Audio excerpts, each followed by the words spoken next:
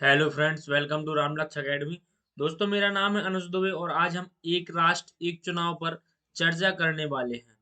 तो दोस्तों, आप सभी के लिए अभी सुनने तो बहुत मिला होगा कि एक राष्ट्र एक चुनाव के लिए अभी जो हमारे रामनाथ कोविंद जो पूर्व राष्ट्रपति थे, उनकी अध्यक्षता में एक रिपोर्ट आई है और हाल ही में बहुत चर्चा में भी है। तो आप लोगों के लिए सुनने में मिला होगा और आप लोग अभी मेरे जो दोस्त लोग हैं सभी लोग कंफ्यूज होंगे कि क्या है, इसमें क्या होगा और क्या प्रावधान रहेंगे और इससे क्या बदलाव आएंगे। तो इस वीडियो के माध्यम से हम आपके लिए एक एक चीज क्लियर करेंगे। तो वीडियो लास्ट तक बड़े ध्यान से देखना है, स्किप नहीं करना है।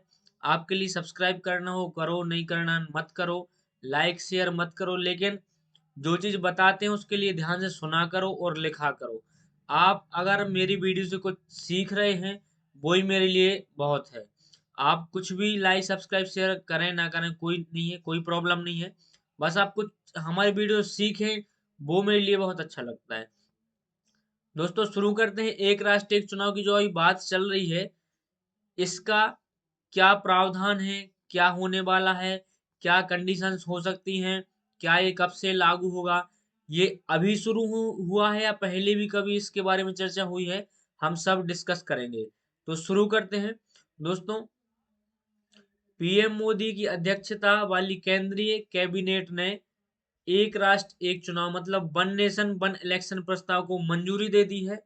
अब वन नेशन वन इलेक्शन का प्रस्ताव लोकसभा और राज्य विधानसभा के चुनावों को एक साथ कराने की दिशा में एक बहुत बड़ा कदम है ना।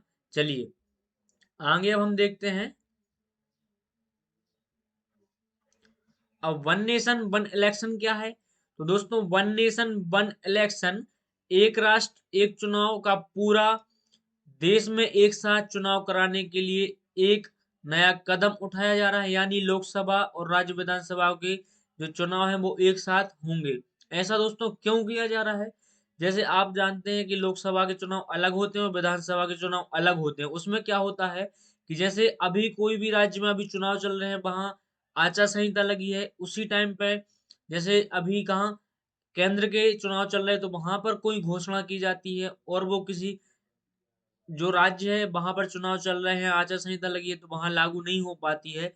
तो जो सरकारें होती हैं वो घोषणा करती हैं, वो मनमानी कर पाते हैं, क्योंकि जो उनने घोषणा की है वो वहां इम्प्लीमेंटेशन नहीं हो पाता है। इसलिए उन्होंने क्या किया है, अगर एक साथ चुनाव होंगे तो सरकारें आसानी से अपना पूरा काम फिक्स रहेगा और कर पाएंगी। तो इस कारण से ये एक कदम उठाया जा रहा है। तो चलिए आगे बढ़ते हैं।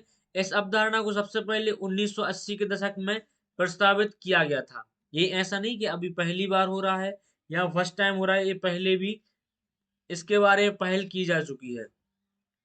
आगे बढ़ते हैं। अब कब पेश होगा बिल, तो इसके बारे में हम समझेंगे। दोस्तों, केंद्र सरकारी कैबिनेट ने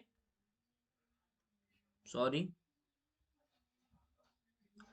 केंद्र सरकारी कैबिनेट ने इस प्रस्ताव को मंजूरी दे दी है कि यह बिल संसद के आगामी शीतकालीन सत्र में किया जाएगा। यह संभावना है। दोस्तों, क्या हुआ है कि अभी जो हमारे रामनाथ कोविंद थे, उनके जो अध्यक्षता में कमेटी बनी थी, उन्होंने सभी विभागों से, जैसे नीति आयोग है और अलग अलग विभागों से उन्होंने अपनी राय मांगी थी। तो उसके जो राय मांगी उसके आधार पर अभी मंजूरी मिली है। बाकी अभी ये संसद में पेश होगा, उसके बाद आगे की प्रोसेस होगी। तो अभी जितना हुआ है उतना आपके लिए बता रहा हूँ। यह फैसला एक राष्ट्र एक चुनाव पर बनी उच्च स्तरीय समिति की रिपोर्ट कैबिनेट के सामने पेश होने के बाद आया है। ठीक है, आगे बढ़ते हैं। अब किस समिति ने की थी सिफारिश?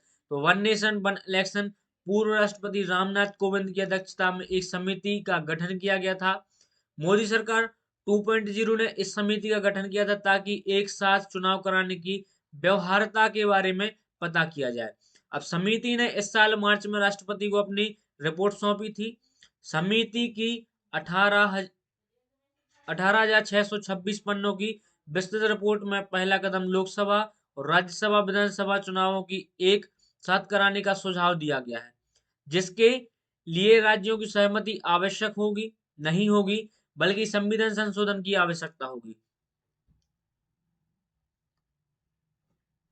अब दोस्तों, हम जानेंगे जो पंचायती चुनाव है उनके लिए क्या सिफारिश रखी गई है या इनके लिए क्या प्रावधान रहेंगे ये बिल पास होने के बाद। तो दोस्तों अगला कदम नगर निगमों और पंचायतों के चुनाव को लोकसभा और विधानसभा चुनावों के साथ मिलाकर कराना होगा। हालांकि इसके लिए आधे से अधिक राज्यों द्वारा अनुमोदन जरूरी होगा। दोस्तों अगर पंचायती चुनाव जो रहेंगे उनके लिए भी अगर विधानसभा और लोकसभा के साथ अगर जोड़ा जाएगा तो जो राज्य हैं उनसे मंजूरी मतलब उनसे अनुमोदन जरूरी इसलिए होगा क्योंकि अलग अलग राज्यों की अलग अलग सरकार रहती है, अलग अलग सिचुएशन रहती है। तो इस पर पहले चर्चा की जाए, उसके बाद कुछ आगे कदम उठा सकते हैं। तो ये अभी अपन अनुमान लगा सकते हैं कि ऐसा हो सकता है। अब समिति ने एक राष्ट्र एक चुनाव को हकीकत बनाने के लिए कुल 18 संवैधानिक संशोधन की सिफारिश की है। ठीक है। अब बता दें आपके लिए कि 1951, 52 और 57, 62 और 67 में लोकसभा और राज्य विधानसभाओं के चुनाव एक साथ हुए थे। ऐसा नहीं कि अभी चल रहा है, पहले भी हुए थे।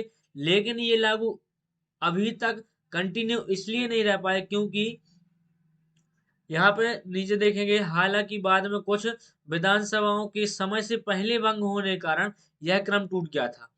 क्या हुआ था, कुछ विधानसभाएं भंग हो गई तो उसके कारण यह क्रम टूट गया और फिर ये पटरी पर वापस नहीं आ पाया। तो 1970 में लोकसभा भी समय से पहले भंग हो गई और ये क्रम टूट गया और यह फिर से पटरी पर लाने के लिए कदम उठाया जा रहा है। इसके बहुत सारे दोस्तों फायदे हैं जिसके लिए किया जा रहा है। तो आगे जो भी इसके रिलेटेड अपडेट आएगा हम आपके लिए वीडियो प्रोवाइड कराएंगे। दोस्तों वीडियो अच्छा लगा हो तो आप इसके लिए नोट करें और अपने दोस्तों के लिए बताएं, यहाँ से वो पढ़ सकते हैं। अभी एनटीपीसी का दोस्तों कल नोटिफिकेशन आ गया है, उस पर भी आज मैं वीडियो आपके लिए दे दूंगा। उसमें आपके तीन जो सब्जेक्ट हैं, मैथ्स, रीजनिंग और जनरल नॉलेज, वही कवर होंगे। तो जनरल नॉलेज के लिए आपके लिए हम एक मेगा सीरीज लेके आ गए हैं। तो आपके लूसेंट के जितने भी जनरल नॉलेज से रिलेटेड क्वेश्चन है, हम डेली 10 क्वेश्चन डिस्कस करेंगे और हमने 1000 क्वेश्चन का टारगेट रखा है। तो दोस्तों हम साथ मिलकर करेंगे और जैसे वीडियो लाऊंगा तो आपके लिए अपडेट तो मिल ही जाएगा। बाकी मैं पहले बता दूंगा।